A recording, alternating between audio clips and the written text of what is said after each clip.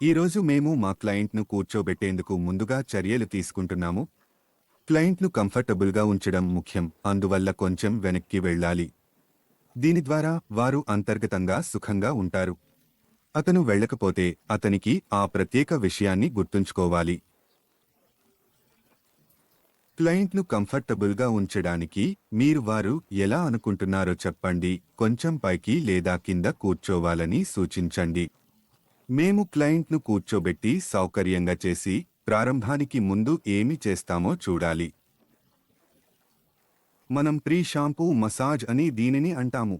కాబట్టి మీరు ఈ 2 నిమిషాల కోసం సమయానికి వ్యతిరేకంగా మీరే మసాజ్ ఇస్తాము. మసాజ్ ఇచ్చిన తర్వాత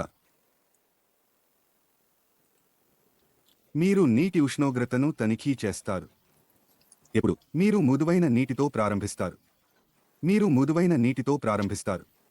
క్లయింట్ వద్ద నుంచి అడిగి వారికి ఎంత ఉష్ణోగ్రత కావాలనేది తెలుసుకోవాలి. వేడి కావాలా లేక చల్లగా కావాలా అనుకుంటే దాన్ని మళ్ళీ తనిఖీ చేయాలి. సాధారణంగా మీరు ఎప్పుడూ గుణగుణ నీటితో చేయాలి. నేను చెక్ చేసుకున్నాను. రిన్స్ చేస్తున్నా.